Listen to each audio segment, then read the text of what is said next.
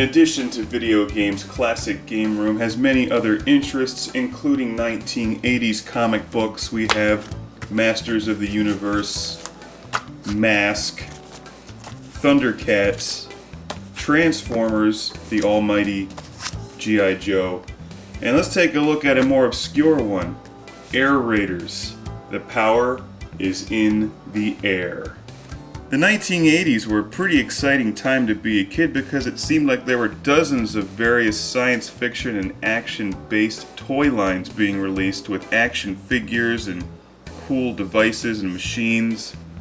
This seems like a somewhat comical attempt at releasing a new line of action figures and ships.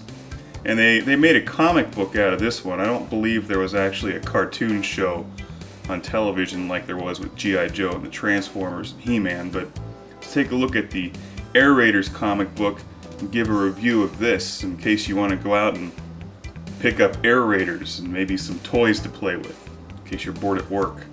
This is the fabulous first issue because it says so right there, released by Star Comics, division, self-created division, I assume, of Marvel Comics, and this is from November of 1987. This particular copy is in excellent condition, been sitting in my parents' basement forever. Take a look at these guys, the Air Raiders, and we'll open this up. And the first issue is called Sins of the Father.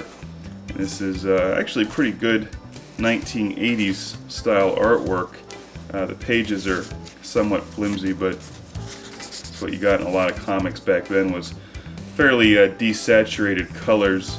And I wouldn't say the artwork stands out in particular. A lot of the comics back in this era seemed to be very traditional style comic book art before it started getting really stylized in the 1990s.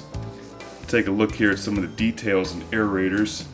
Perhaps the creators of Air Raiders were just ahead of their time, as the characters live on Airlandia, a highly technological world where air is more valuable than gold, because as we all know, you can breathe air and gold is pretty much useless.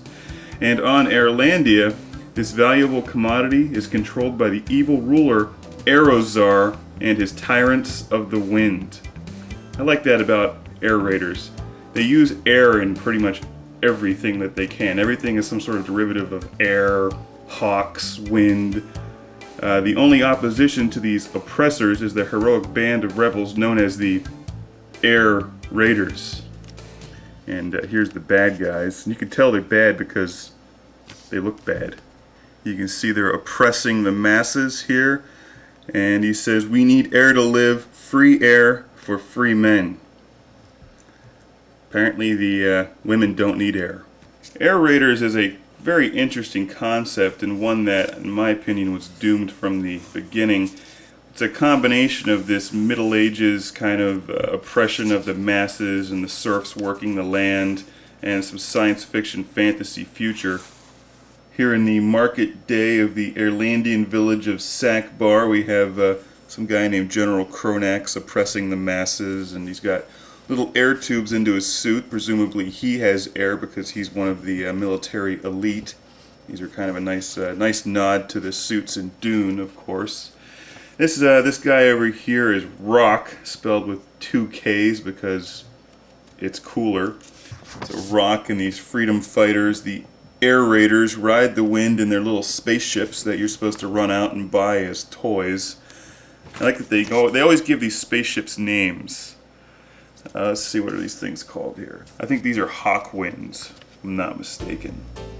The rebellious Air Raiders are creating a ruckus and diversionary tactics to steal this tank of air, because they need air to breathe, and all the air is controlled by Aerozar, of course. So there's lots of explosions and things blowing up. The artwork isn't half bad, actually. It's a somewhat interesting read. The writing is a bit cliched, but still entertaining, and here we have a character called Jad in a storm dagger. Makes you want to run out and buy one of those things. And there's some other kind of spaceships here. These guys are kind of cool and have little like Iron Man kind of things coming out of their feet. Ride the Wind Air Raiders. You could just see that on the side of a lunchbox. So those things are called Hawkwinds, and they're chasing the Air Raiders. And you know, it's got some pretty nice artwork in here. It's somewhat vague what this world is really like. They don't ever give you a really good overview.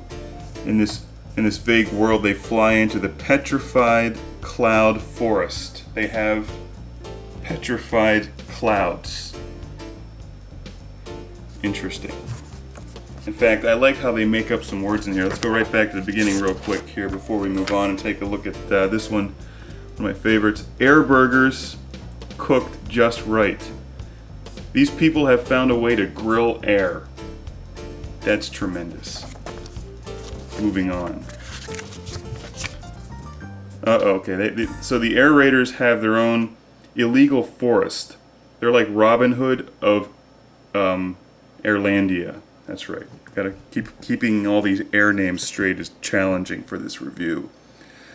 And the Air Raiders live in a forest of real trees, which is highly illegal, and they're rebels, of course, and there's some people here with beards.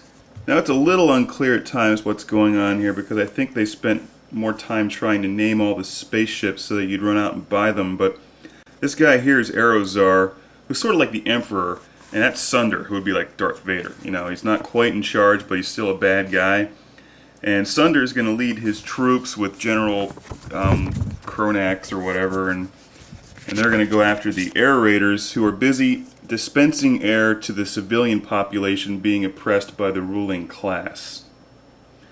And the Air Raiders are good people. You know, you want to be friends with them. And look, see how happy they are now that they have masks that give them air. So I guess they could hold their breath for a really long time until they get their masks.